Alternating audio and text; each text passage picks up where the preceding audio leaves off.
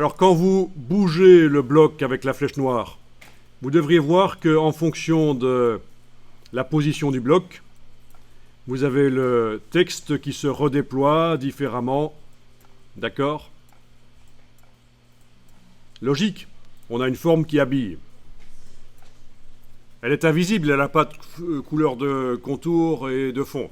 Ça, c'est le genre de truc dans InDesign, c'est sympa. Ça met un peu de variété, de fantaisie dans les publications. On va pas faire ça pour un rapport d'entreprise ou pour une publication sérieuse, mais pour un magazine, pour une brochure, pour un folder, un flyer, ça peut être sympa ce genre de choses.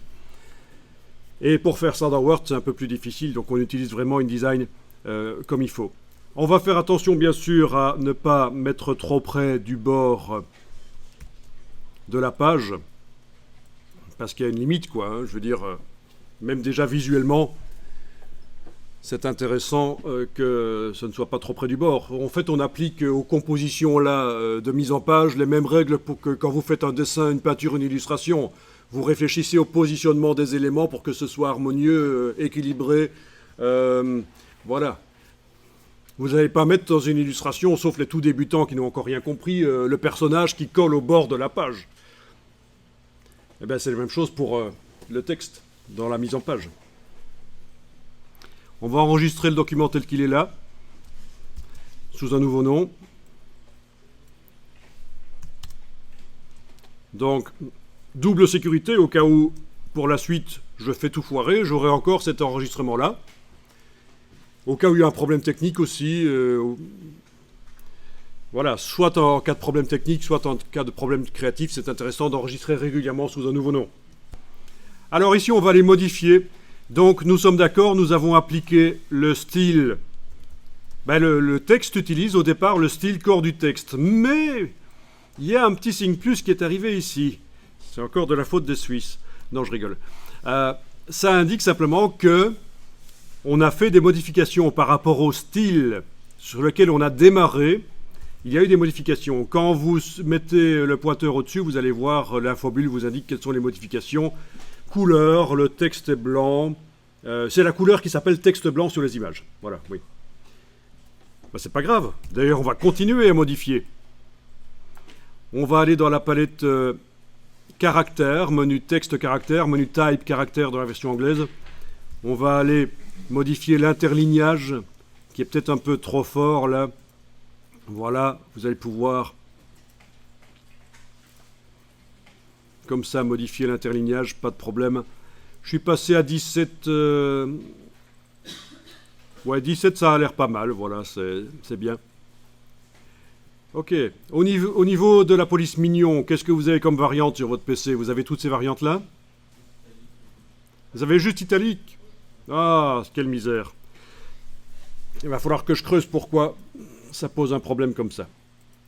Ok, donc vous avez juste du régular. Ok, super. Alors, vous savez quoi? On va faire du faux gras, puisque vous n'avez pas la variante bold. Moi, je l'ai, mais vous n'avez pas la variante bold, et ça peut arriver. Quand on fait de la mise en page, qu'on choisit une police qui est particulière, on la trouve super chouette, mais on la voudrait un peu plus épaisse. Bon, on va simplement faire ce qu'on appelle du faux gras, c'est-à-dire, vous avez déjà compris ce qu'on va faire. On va aller sur la... Indiquer ici. D'abord, vous avez votre bloc sélectionné, vous indiquez que vous travaillez sur le texte. Vous allez mettre en avant ce qui concerne le contour. D'accord? Donc, 3 conditions. Bloc sélectionné. On indique qu'on travaille sur le contenu texte. On met la case contour à l'avant-plan. Ensuite, vous allez bien sûr appliquer à ce contour la couleur texte blanc sur les images. Voilà. Ah ben ça c'est beau. Non, je rigole, c'est moche. En plus, ça arrive souvent aux débutants. Monsieur, il y a tout mon texte qui est épais et moche, comment ça se fait? Ben oui, t'as appliqué un contour sur tout ton texte.